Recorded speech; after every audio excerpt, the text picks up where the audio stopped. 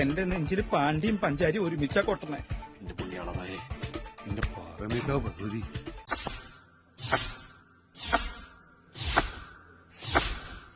ഇന്നത്തെ എന്റെ വിഷയത്തിന്റെ ടൈറ്റിൽ എന്ന് പറയുന്നത് കാർണിസം, ഒരു വീഗൻ ചാപ്പ എന്നുള്ള സംഗതിയാണ്. ഇതിനിടയ്ക്ക് അങ്ങനെ ഒരു സാധനം ഇറങ്ങിയോ?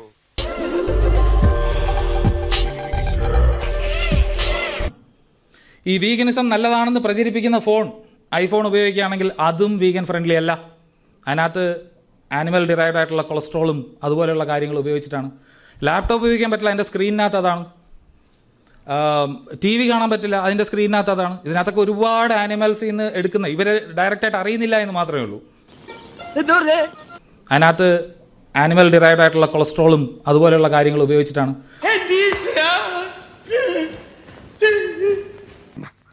ഭയങ്കരം ഭയങ്കരം തന്നെ. അപ്പോ നീ അവിടെ തകർത്തു അല്ലേ? തകർത്തു, തരിപ്പണമാക്കി. എന്ത് വിട്ടിത്തരമാണ് ഇവൻ പറയുന്നത്? കേട്ടോ Balu. One of my favorite ones, the claim that there is cholesterol in iPhones inside the LCD screens or something like that. And if you try to actually trace this claim back, you'll only find these like random blog articles with no sources making the claim. And you end up finding that somebody actually just ended up confusing the word cholesterol with cholesteric. And there's basically these things called liquid cholesteric crystals that are in LCD screens. That's what they're really talking about, not cholesterol. കോളസ്റ്റെറിക് എന്നതൊരു face ആണ്. ആ ഫേസിൽ നിലനിൽക്കുന്ന ക്രിസ്റ്റൽസിനെയാണ് കോളസ്റ്റെറിക് crystals എന്ന് പറയുക. അതുണ്ടാക്കുന്നത് നെമാറ്റിക് ഫേസിൽ നിലനിൽക്കുന്ന liquid ക്രിസ്റ്റലിലെ helical സ്ട്രക്ചറിലേക്ക് മാറ്റുമ്പോഴാണ് ഉണ്ടാകുന്നത്. അതിനായിട്ട് നമ്മൾ ഇന്ന് ഉപയോഗിക്കുന്ന ഒരു കെമിക്കൽ പോലും ആനിമൽ ഡിറൈവ്ഡ് ആയിട്ടുള്ളതല്ല. ഇനി അതുമാത്രമല്ല, ഐഫോണിൻ്റെ മാനുഫാക്ചറേഴ്സ് ആയിട്ടുള്ള ആപ്പിൾ കൺഫേം ചെയ്തിട്ടുണ്ട് അവരുടെ പ്രോഡക്ട്സ് വീഗൻ ആണ് എന്നുള്ള കാര്യവും. അതേപോലെ തന്നെ സാംസങ്ങും കൺഫേം ചെയ്തിട്ടുണ്ട് അവരുടെ പ്രോഡക്റ്റും വീഗൻ ആണ്. അപ്പോൾ ഇങ്ങനെ മാനുഫാക്ചറേഴ്സിന് പോലും ഇല്ലാത്ത ക്ലെയിമാണ് ഡോക്ടർ ആബി ഫിലിപ്സും ചന്ദ്രശേഖർ രമേശും ഇവിടെ കൊണ്ടുവന്ന് വെച്ചിരിക്കുന്നത്. അതിനായി അവർ നൽകിയ തെളിവാകട്ടെ ഒരു സൈറ്റേഷനോ റെഫറൻസോ ഇല്ലാത്ത റാൻഡം ആയിട്ടുള്ള blog ആർട്ടിക്കിളും.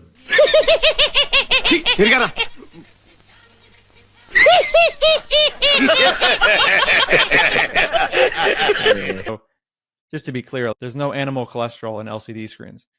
It's liquid cholesteric crystals. So that's where that comes from, and that's my usual response to that nonsense.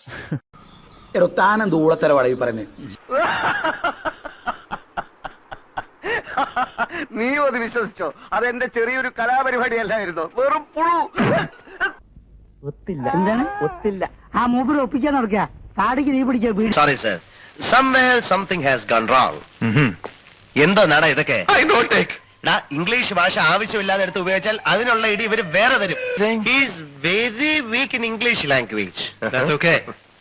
അങ്ങനെ വലിയ ജീവികളെ കൊന്നു തിന്നുകയോ നമ്മൾ ഈ പറയുന്നത് പോലെയുള്ള കൺസംഷൻ ഒന്നുമില്ല. എൻവയോൺമെന്റിന് അത്രയും ദോഷകരമായിട്ടൊന്നും ഉണ്ടെന്നുള്ളതിന് യാതൊരു തെളിവും ഇല്ല എന്നുള്ളതാണ് സത്യം.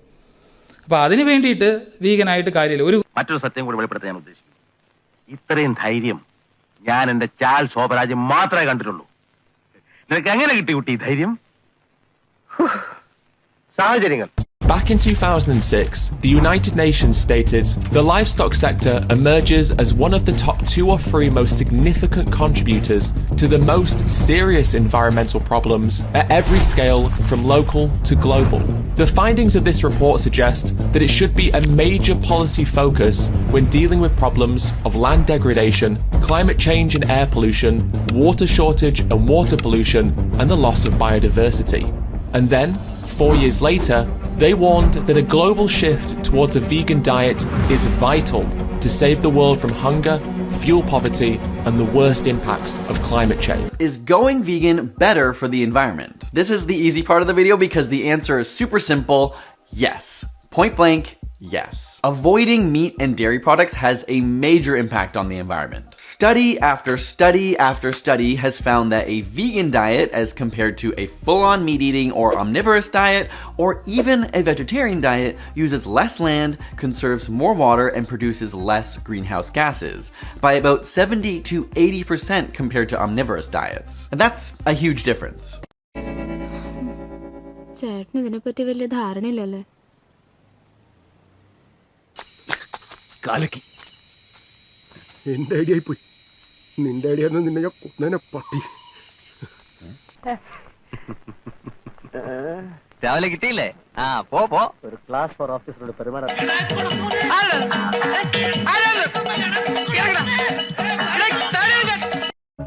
സാരില്ലടാ.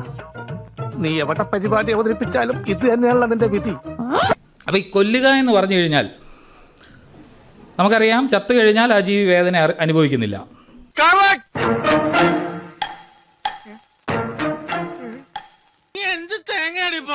പണ്ഡിതനാണെന്ന് തോന്നുന്നു. അർത്ഥം പറഞ്ഞൊന്നും കേട്ടില്ലേ?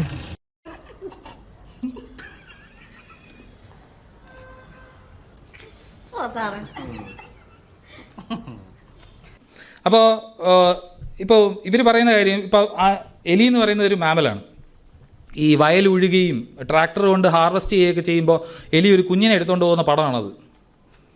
ഒരു ഹെക്ടർ നിങ്ങൾ ക്ലിയർ ചെയ്തിട്ട് അഗ്രികൾച്ചർ അല്ലെങ്കിൽ ചെടികൾ നട്ടുപിടിക്കുമ്പോൾ അവിടെ എന്തുമാത്രം ജീവികളെ കൊല്ലേണ്ടി വരുന്നുണ്ട്. എലികൾ ചാവും. എത്രയോ ഈ പവിഴക്കാലികൾ പോലെയുള്ള കിളികളുടെ മുട്ട അരഞ്ഞു പോകുന്നുണ്ട്. ഇഷ്ടം പോലെ ജീവനെ കൊല്ലുന്നുണ്ട്. ഒരു പശുവിനെ വേണമെങ്കിൽ നമുക്കൊരു ഒരു ഏക്കർ സ്ഥലത്ത് സുഖമായിട്ട് വളർത്താം. അവിടെ പശുവിനെ കൊന്നു കഴിഞ്ഞാൽ എത്ര പേരെ ഫീഡ് ചെയ്യാമെന്ന് ആലോചിച്ച് നോക്കൂ.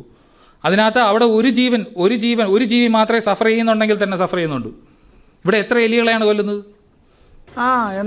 എന്നിട്ട് അപ്പോൾ എലികൾ 100 എണ്ണം ചാവുമ്പോൾ 100 എലികളാണ് സഫർ ചെയ്യുന്നത്. 100 ഇൻഡിവിജ്വൽസ് ആണ്. സൈസ് കൊച്ചായി പോയെന്നേ ഉള്ളൂ. അതൊരു മാമലാണ്. ഒരു പശു എന്ന് പറഞ്ഞാൽ ഒരെണ്ണേ ഉള്ളൂ. അപ്പോൾ ഒരു പശുവിൻ്റെ സഫറിങ് ആണോ 100 ജീവികളെ സഫർ ചെയ്യുന്നതാണോ കൂടുതൽ സഫറിങ്? ഇത്രയും കാലം ഞാൻ വിചാരിച്ചിരുന്നത് ഈ തല നിനക്കൊരു അലങ്കാര വസ്തു മാത്രമാണെന്ന്. ഇപ്പോഴാണ് എനിക്ക് ബോധ്യമായത് ഇത് നിറയെ ബുദ്ധി മിക്സ് ചെയ്ത തലച്ചോറാണെന്ന്. നിനക്ക് മനസ്സിലായോന്ന്? മനസ്സിലായി. എന്ത് മനസ്സിലായി? നിനക്ക് വട്ടിന്റെ ആരംഭമായിരിക്കുന്നു എന്ന് മനസ്സിലായി. It's almost like comedy. But where did this argument even come from? Well, back in 2003, there was an article published by someone called Stephen Davies. And Stephen Davies makes the claim that it's more ethical to eat an omnivorous diet that focuses on ruminant meat than it is to be plant-based, because more animals die in the production of plant-based foods than they do in the production of ruminant meat. However, Davies made a really significant error when he was writing this paper, because he assumes that the same amount of food will be made on the same amount of land regardless of the type of food that is being produced, and that is obviously just not true. And so Davies makes the claim that about 7.5 animals are killed per hectare when producing grass-fed beef, but 15 animals are killed per hectare when producing a plant-based crop instead. So using his estimates, this rebuttal that uses UN data states that 1,000 kilograms of protein can be produced on 1 hectare of land that is growing plants, but would take 10 hectares of land for grass-fed beef to produce the same amount.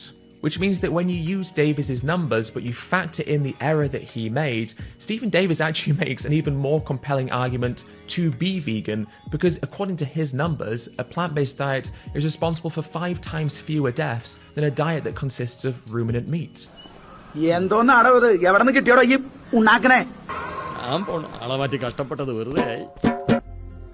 വെറുതെ ആരെങ്കിലും നമ്മളെ നോക്കി ചിരിക്കണ്ടോന്നൊരു doubt. നാട്ടുകാരോട് കളിക്കാൻ ഇങ്ങനെ ഇരിക്കുക, അവരെടുത്തിട്ട് പെരുമാറും.